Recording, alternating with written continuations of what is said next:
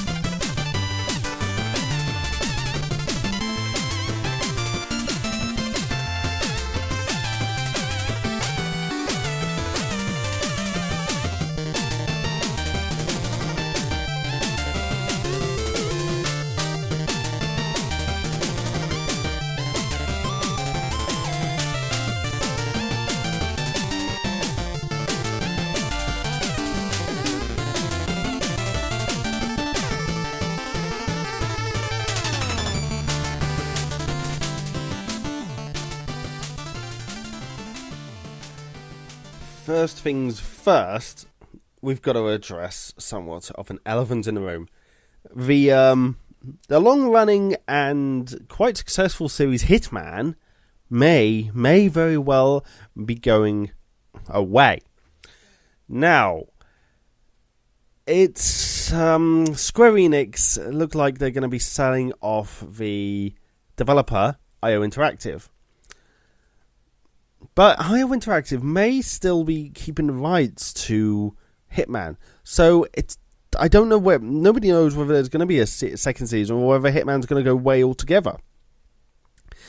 Now, I know that they tried to push the whole episodic thing about Hitman Season 1, the new one, and it did kind of well. I mean, but people who liked it really liked it. I haven't actually got around to playing it yet, but it just seems to me it was successful enough that it would continue on the series. If anything, if any game out of the Hitman series was going to stop the series, it was going to be Hitman Absolution, from what I've heard. But at the moment, it just kind of looks like Square Enix is just straight up getting rid of Hitman. I mean, I know they've got a lot of properties. And maybe they're refocusing their efforts towards something else.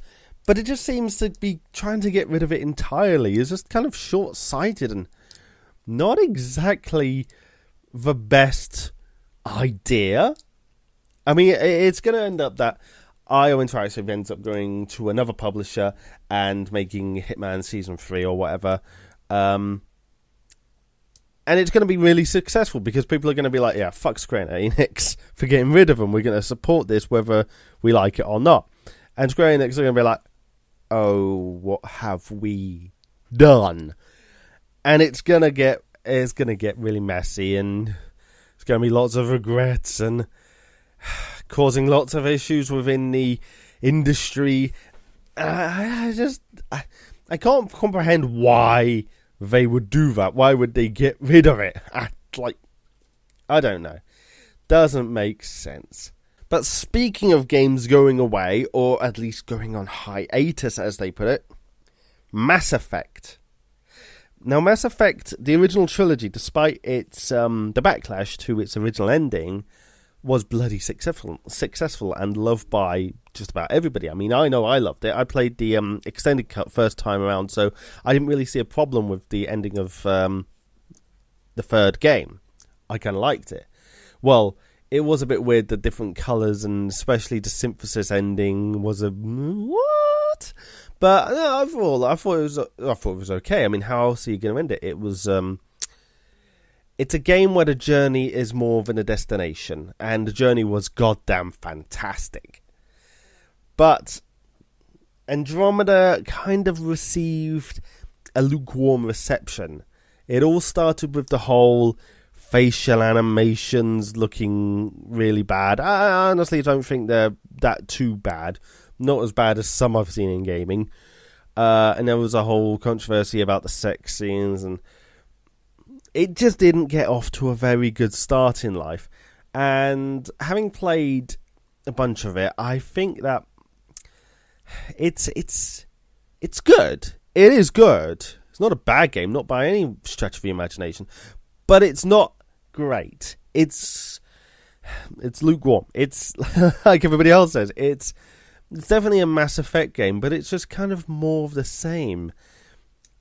And it doesn't feel like it has the heart of the original trilogy. The original trilogy, it really felt you were in something. It really felt like, oh, it's a sense of urgency. Whereas in Andromeda, it's kind of, I'm just kind of flying around, doing these missions, shooting up these places. I mean, there is interesting bits here and there, especially with the alien ruins, but overall, it's really hard to describe because it's just kind of it's just kind of there. There's nothing. If you stop playing it for a little while, there's nothing really to make you want to turn around and go back. Anyway, because of this reception, they say that the Mass Effect series has been put on hiatus because originally it was intended that the Mass Effect Andromeda would have sequels. I mean, of course, they're going to try and sequelize it. Why not? In the gaming culture we're in now, everything gets a sequel. But now, BioWare and EA is kind of like, well, EA especially is kind of like, no, just don't for now. And that applies to story DLC as well.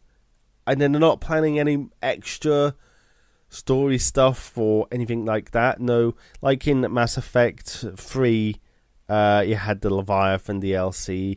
Mass Effect 2, you had the is it Shadow Broker DLC? and they were pretty well regarded. But they're just like, no more Mass Effect for now. And I'd thought maybe because they wanted to refocus their efforts on what is it, a new IP that's being worked on. But other people think it might just be because Mass Effect Andromeda wasn't received fantastically, that it's not worth it. It's just like, okay, cut our losses, leave it.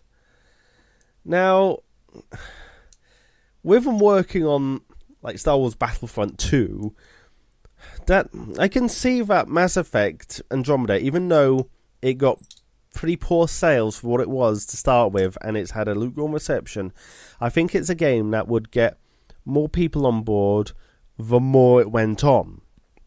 It's a long-term game, especially if it went on sale and everything. And with extra DLC, people might be invested in buying like a definitive edition or anything.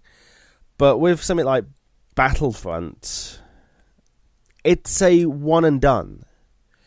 They get an influx of cash from the initial sale, and then it peters away.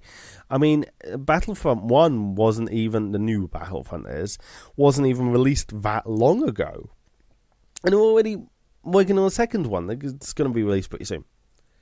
And that just says to me that this is just, it's EA all over, basically. It's like, okay, we don't want to invest in our games. We want to bam, bam, bam, just chuck them out. You know, get people to buy them before they realise it's crap. You know, like the new SimCity. But they did actually get an expansion pack, which is surprising. And I just want, I want Mass Effect Andromeda to be good. I want it to be liked. But unfortunately, it's the gamers they like, it was alright. And yeah, kind of like, no, not good enough. Bye. And I've just said, no, it's on hiatus, which is basically industry speak for it's not coming back. But the thing is, BioWare Montreal, the developers of the game, have been assigned as kind of like an assistant studio now. They're not actually working on anything major themselves. They're kind of like picking up the slack from other studios, as far as I'm aware. So I feel like that's kind of a punishment to them. I mean, I know there's a lot of people who say they did shoddy work on it, especially the facial animations, as I said before, but it just seems too harsh. Andromeda, if it didn't make its money back already, I think it would have eventually made its money back. So there's nothing too much to worry about. Like I say, it's not a bad game. It's just kind of so-so, especially in comparison with the original trilogy. But anyway, with depressing stuff like games going away that are beloved, maybe it'll open space for more innovative, new IPs, like the new IP they're working on. But with EA, can't really guarantee anything.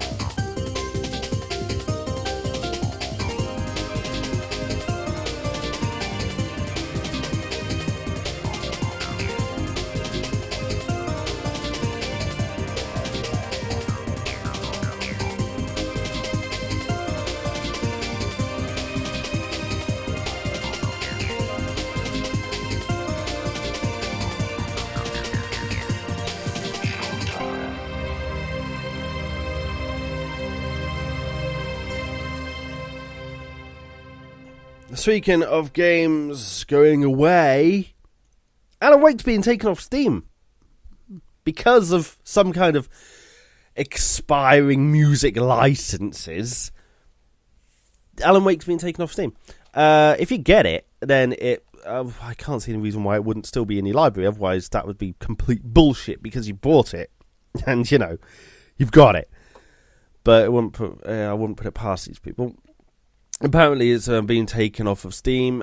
When is it being taken off of Steam? After this weekend, which is for you guys, it was last weekend.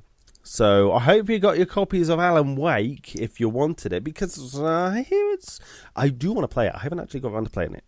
There's a lot of games I haven't got around to playing yet, but it's from what I hear, it's not entirely bad. It's not great, but it seems to be the theme, doesn't it? It's not bad, but it's not great. But it's worth getting. I mean, especially if it's cheap. I mean, it's always been on sale. During the sales, it's been on sale for like £3 or something. Anyway, moving on to happier topics, hopefully. The Skull Island director of a movie has said, fuck those who can't even question that games can be art. Basically, this is a Hollywood director weighing in on a long-held gaming discussion. Can games be art? It shouldn't really be a question at all. It's obviously yes. And that's what basically he's saying. He's saying that he basically slams Call of Duty, saying it's really hard for me to pick up a Call of Duty and just play it. But he loves more kind of artistic games, more inventive ones like Arkham Asylum and the new Zelda, for instance. And that I can understand, because have you seen the new Zelda? It looks fucking fantastic. I mean, it's got a weird kind of style to it, but it is nice. It's really nice. And it's kind of like a theme, like The Last Guardian. I know it didn't do well, but it's still the artistic theme of it. And Shadow of the Colossus, most definitely, that's an artistic game. And basically games that are just more than run and gun. I mean, not saying run and gun games can't be art. I mean, citing my new favourite game, Prey, that game's bloody beautiful. And the way it's developed is it creates a really interesting narrative and environment. And even though you are going through environments over and over again, they change it up and add things here and there to show that things have been going on and things have been happening. So when you go back, it's like, oh shit, things are different. Things have been going on. This is scary, But it's really nice to see people outside the gaming industry coming in and giving us their thoughts, and people with actual artistic visions in a medium that is actually considered to be art, giving these opinions. And to be perfectly honest, people go on about gaming, being, oh, it's not art, it's all like just killing and violence and blah, blah, blah, which it's really not. But what in the hell do you call the Saw films then?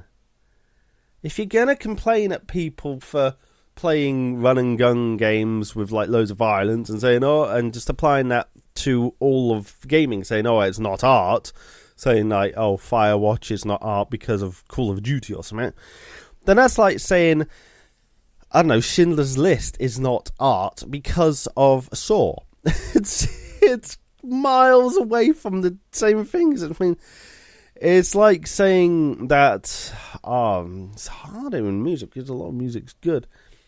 It's like saying Mozart is not art because of I don't know their names, Titty Strider or something like that. Some new modern bullshit. But it's just the point that gaming is just like everything else. You don't it has different ranges, it has different content, and if you get just gaming is art, and if you can't accept that, then go open your mind or something. I'm gonna stop ranting now and play another song.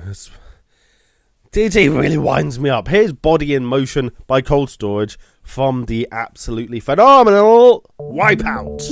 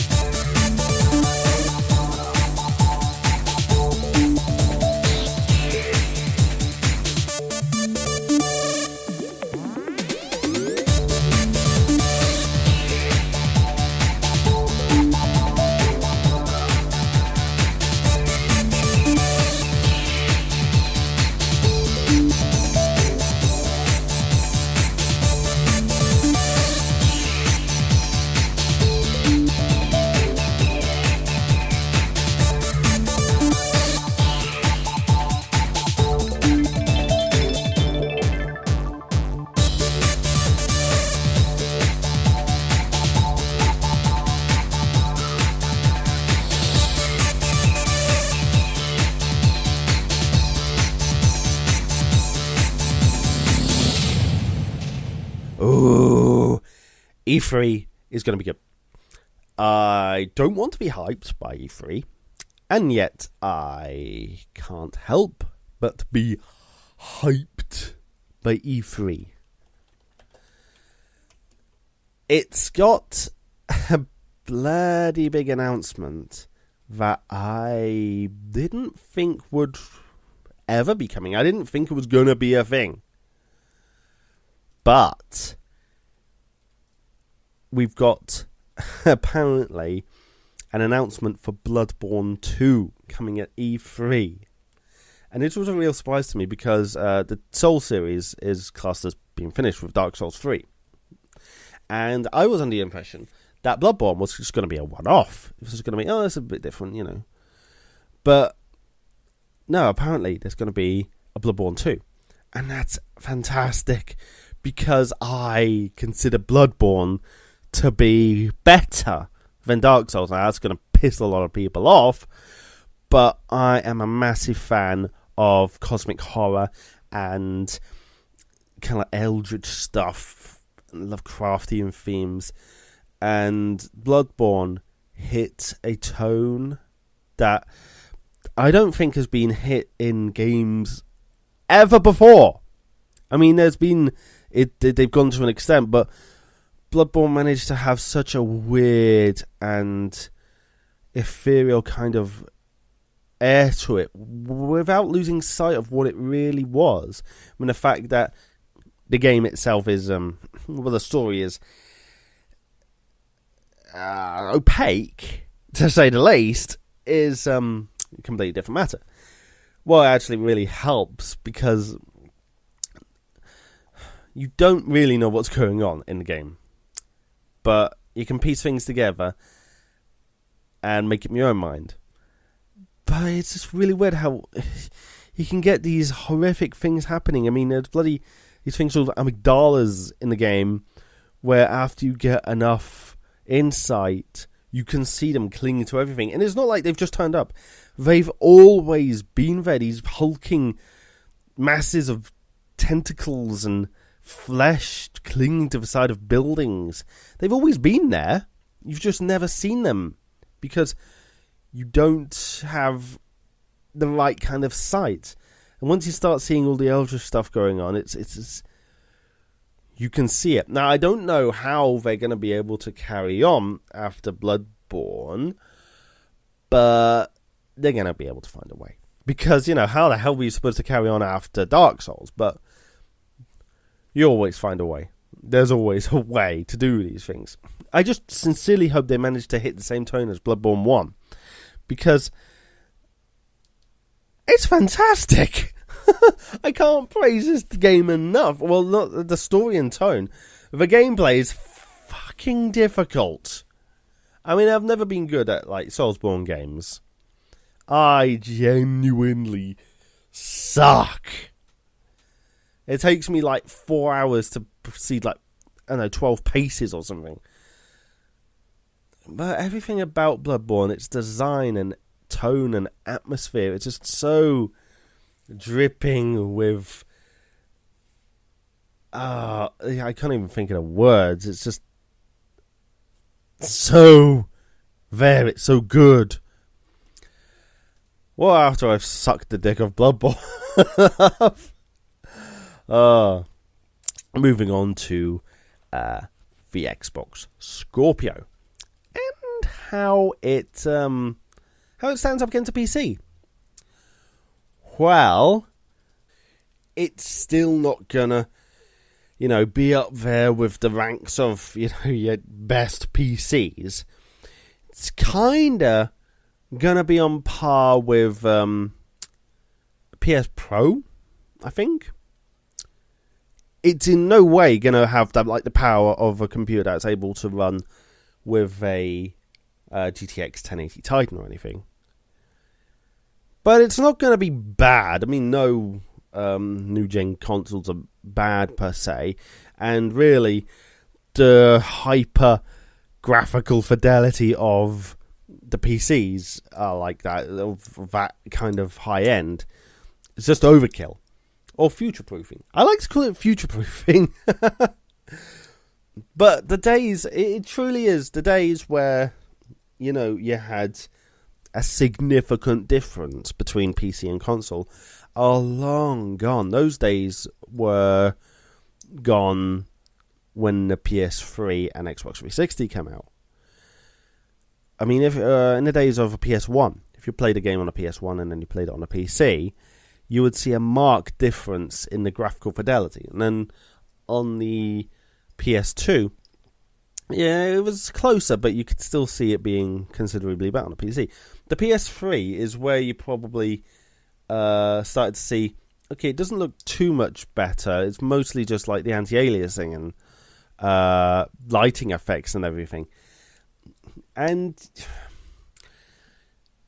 there's a certain thing about, as games and, you know, graphics get better and better and better, you will start to see them not getting as good. I mean, the power involved is still going up at the same rate. The power it needs, like it's still doubling or whatever. But the actual graphical fidelity, you'll see it. You won't see that much difference. I mean, you take a game from, I don't know, 2012, and you compare it to a game coming out now. There's not a huge amount of difference. Whereas you compare a game coming out in 1990 compared to a game coming out in 1995, there's a gulf like a mile wide. And it's just interesting to see how games are getting to their peak. I mean, short of photorealism, which some games are, they're getting there. Most of it is just, like I say, anti-aliasing, making the board look, making edges look nicer, making the lighting better. And for affordable consoles, these are things you can forego. But if you really want the best of the best, then you're probably better off getting a PC with, like, you know, the best tech out there. And one of the last sticking points, I think, between PC and consoles. Now, I am a PC gamer, and I probably will be for the longest time, for forever, really. But I do play consoles, so I know I play about with saying, the PC gaming master race and stuff, but I try and take an objective view of it, and I can see that consoles are more affordable. The actual console themselves, the games maybe not so much, and they can keep up with a modest power computer. I mean, if you were going to spend the amount you were going to spend on a gaming console on a computer, then the gaming console is actually way outstrips that level of computer.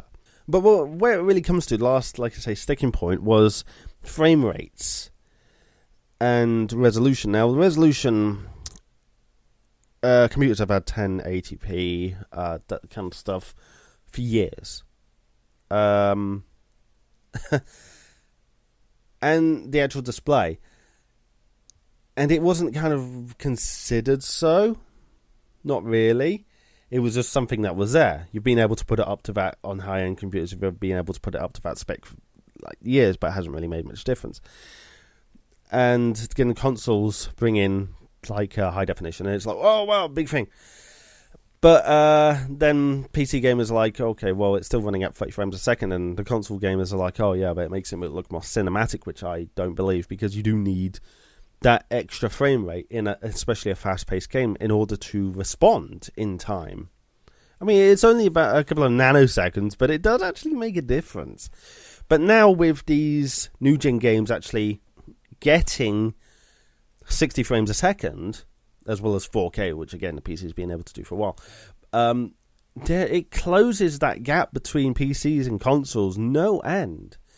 Now, I originally thought the Scorpio was supposed to have like a modular design. You're able to take things out, put things in, like a PC. And I saw like the merger of PCs and games consoles really coming together. But that doesn't seem to be the case. Although with the way consoles are going, they are PCs. Basically, they are computers. I mean, you can do all the stuff you can do on a computer. On the console, you can go on the internet, watch like Netflix or whatever, do your taxes, I don't know. And it's just kind of... I think PC is going to be a realm of if you want to build it yourself. Whereas consoles are going to be in the realm of I'm going to buy something pre-existent. I'm just going to have something that is I buy it in a package, and that's fair enough. I think. I mean, if more, I don't know whether the console market is on the up or on the down, but I think there's not going to be a major difference between the two. I mean, I use the computer for a hell of a lot more than just gaming. I mean, the power in my computer, I didn't get it just for the gaming. I got it for a bunch of other stuff, like rendering and processing and everything.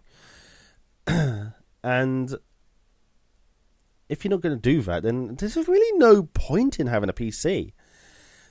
You might as well get one of the new consoles, if that's the case. The one thing I will say, though, is if you're going to play a first-person shooter on a console, then get a keyboard and mouse.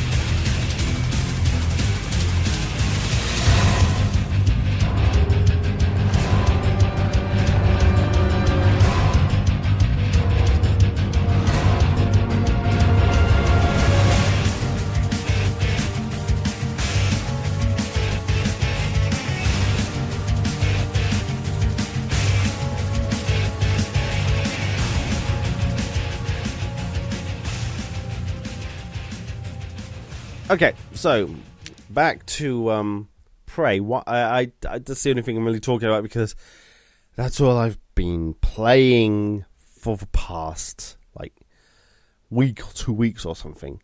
It's so good. There's an interesting thing about some reviews that come out. Now, the review, it's supposed to be an objective kind of analysis of a game. So if you've played, say, 30 odd hours of a game, and then unable to continue for whatever reason, then you would make your decisions based on those 30 odd hours. Not IGN, as it seems. They run in the review of the game run into a game-breaking bug, which crashed his saves, corrupted all his saves, and he couldn't continue. But he'd been playing for something like 36 hours. So with that, I'd be like, okay, I'll be able to. I mean, being that reviewers tend to rush through the game anyway, you should have been rushing through the main story. You should have been pretty near the end, I would have thought. But he said, no, I was enjoying it. But because of his game-breaking bug, I gave it a 4 out of 10. Now, it was an extremely rare bug. And I think it will only happen... I'm not sure exactly whether it happened to all the saves, or whether it was just 1 or 2. If it was just 1 or 2, then you should have been saving in other places as well. That's like Gaming 101. But it's just the fact they gave the game a 4 out of 10 after this rare, totally rare bug. And it was just pure luck, pure bad luck that it happened to them. Now, Bethesda got on it and everything, and the game was patched very quickly. And not only did they fix the problem so that people wouldn't lose their saves again, they also managed to fix it so that all corrupted saves were uncorrupted. And it was fixed. Now, props to IGN. They did actually go back and redo it. And they ended up giving it an 8 out of 10, which is far more worthy of the game. But it's just kind of...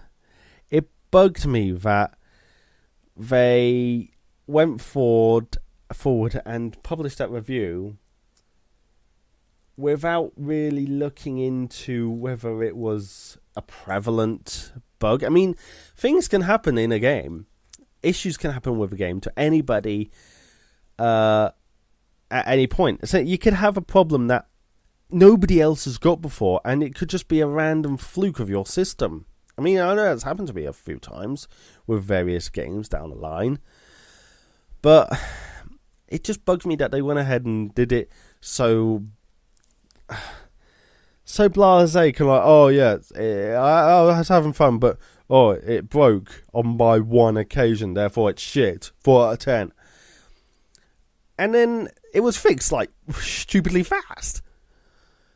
Sorry, that's something that perturbed me as all. But like I say, IGN did go back and they updated the review, and it ended up getting an 8 out of 10. So it's all good. It's just reviews, please be more objective and stop giving games numeric values. Because if a game, in our current climate of games, if a game gets anything below, 7 out of 10, then it's automatically considered garbage. And it's the same with Metacritic. If it's under 70%, then it's garbage. Really, 5 out of 10 should be meh. It's okay. It's not great. It's not bad. It's fine. And then upwards from there, it's upward levels of good. Down from there, it's downward levels of bad until it gets a 1, where it's god awful. But as it is, if the game doesn't get a 9 or a 10, then it's probably not worth playing. If it gets an 8, you might want to take a risk on it. And I think that's really, really wrong. And I think it is... you're basically telling people what to buy and giving them false ratings. I mean, the score system is completely broken. I mean, I know a bunch of people have said this before me, but it doesn't work. I know some people can be objective about that, and if they'll genuinely give the game if it's worth like 6 out of 10. Like, yeah, it was all right, it was okay, 6 out of 10. And then other people will come and say, oh, it's a 6, it's shit, because of that style that's been drilled into them by the big companies like IGN and stuff, and Metacritic. And these are the things that perturb me. These are the things that bother me. So if you don't mind, I'm going to put on a song which makes me happy.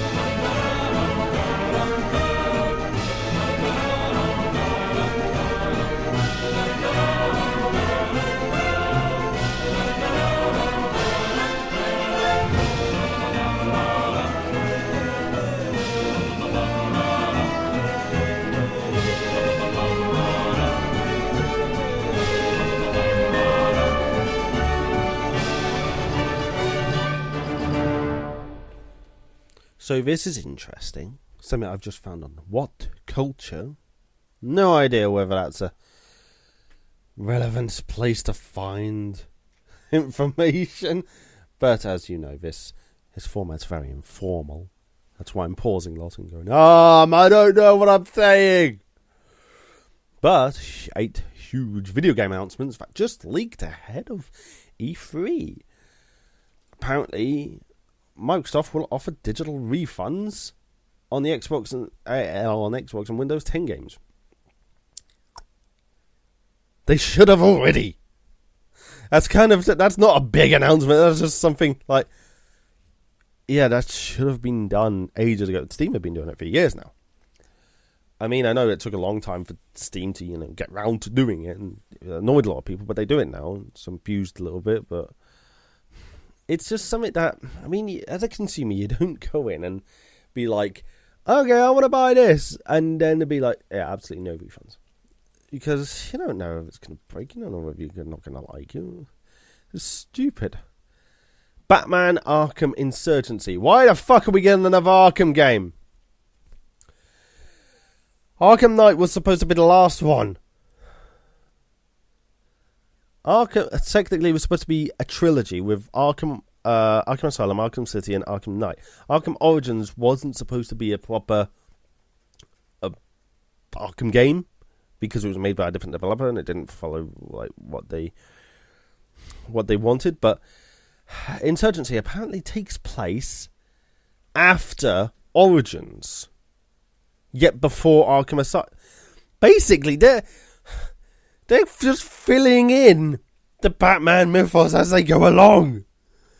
And so much for this is the last game. There's so many people be like, oh yeah, this is the last game. Oh yeah, we've got a new one. I mean, we think that it's not going to go well. It's not going to sell well. Okay, it's the last one. Sells well. Okay, chuck another one out. 2 games. It should have had 2 games. It should have had Arkham Asylum, Arkham City. And then done. Because they're running the Arkham series into the ground like every other bloody series. Like Assassin's Creed, Far Cry, goes on. Speaking of Assassin's Creed Origins! Apparently set in Egypt. What do you want? It's another Assassin's Creed game. Assassin's Creed has, at this point, died a fucking death. Just leave it alone. We went a year without Assassin's Creed. It went on hiatus for a year. They should have just been, no, just leave it. Assassin's Creed was a good game. Assassin's Creed 1 was a good game. Assassin's Creed 2 was a fantastic game. And then they should have gone into Assassin's Creed 3 and then left it. As it was, they released Brotherhood and Revelations, which were okay, but at that point the series was starting to be on decline. And Assassin's Creed 3, people said was boring. And then they start making others, and it has its highs, it has its lows. But it's just a thing. Mario and Rabbids Kingdom Battle. No. Raving Rabbits are some stupid spin-off from Rayman. I don't know why they made that. I don't know why they still persist, but just moving on. The Evil Within 2. Now, that's actually quite interesting, because I haven't got around to play yet. Another game I haven't got around to playing. I've got around to playing Evil Within yet. But I have seen Let's Plays, and it looked really interesting. And for the second one, I think that's alright. Yeah, that could be good. That could be good. Pokemon Stars on the Nintendo Switch. Moving on. SNES Classic Mini. It's basically to replace the NES Classic Mini, which they decontinued after like 2000 products or something, 2000 models. People want this, but as it is, they're gonna end up having to buy them for thousands of pounds off of eBay or something. And I can see the same happening with the SNES Classic. It's not good. And number one, Far Cry 5. We didn't need it. Far Cry has had an interesting history. Far Cry 1 was just another generic shooter. Far Cry 2 introduced some interesting things, but wasn't quite there. Far Cry 3 nailed it. Far Cry 3 was amazing. They should have stopped it after that one. That was a high. Instead, they made Far Cry 4, which was basically Far Cry 3 again. Then they made Far Cry Primal, which was like, why? You've replaced guns with arrows and machetes with stone machetes, and now Far Cry 5. Well, it's supposed to be a Wild West game. They're going to try and make it Red Dead Redemption, aren't they? Speaking of, there's no bloody mention of Red Dead Redemption 2 on this bloody list. That's the one I'm excited about. Red Dead Redemption 2. God damn, who gives a shit about Far Cry 5? Give me Red Dead Redemption 2. Here's your weekly. Here's Triple Track. Enjoy.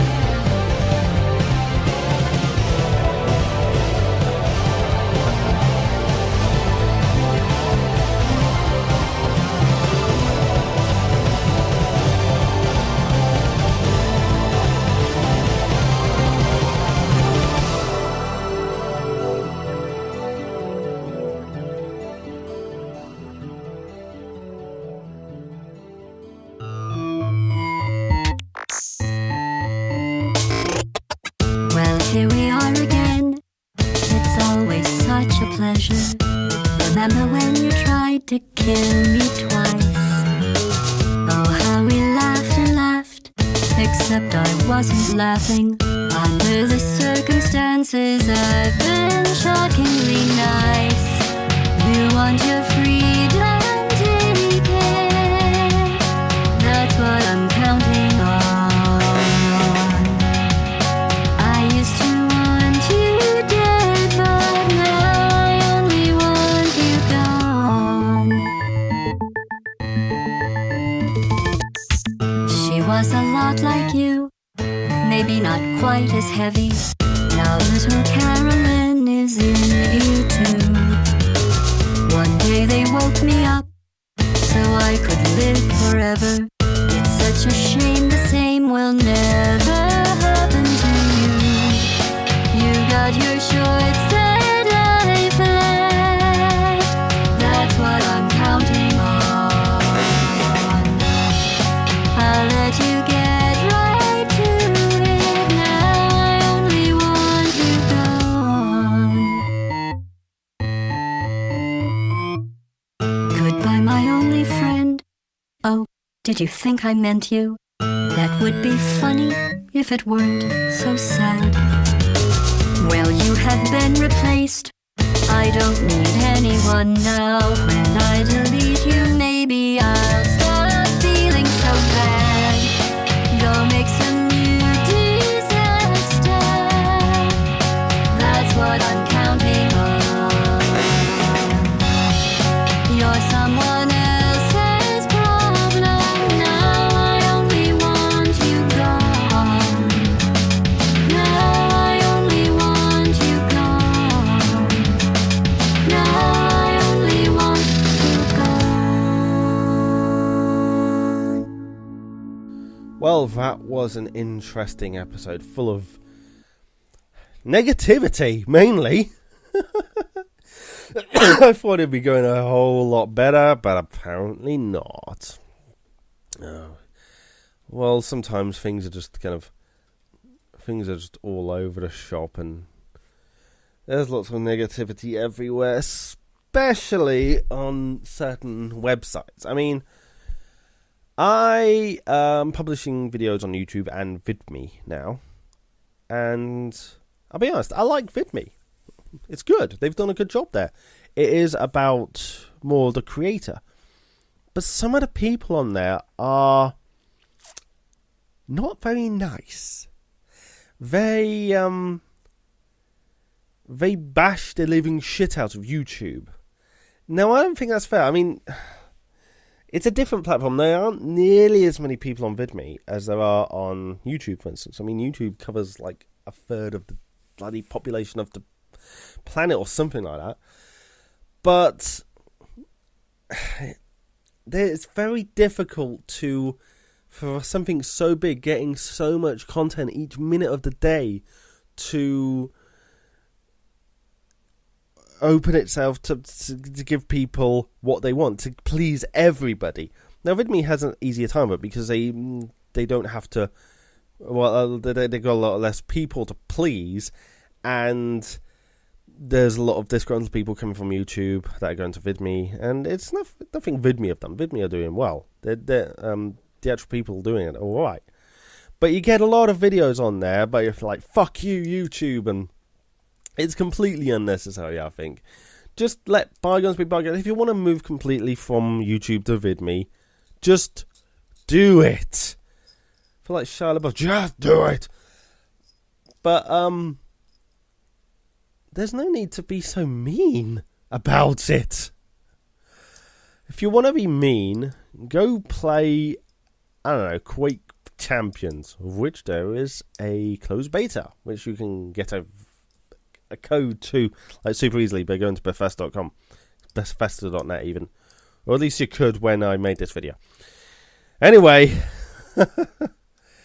here's your final song of the cast. Bloody hell, I don't know what I'm saying. Too much negativity. It's Monarchy Awakens from the Wipeout revisionist game. The Wipeout kind of reimagining Redout, and it's bloody brilliant. You all have a great week. I'll try and calm down. I'll see you next time.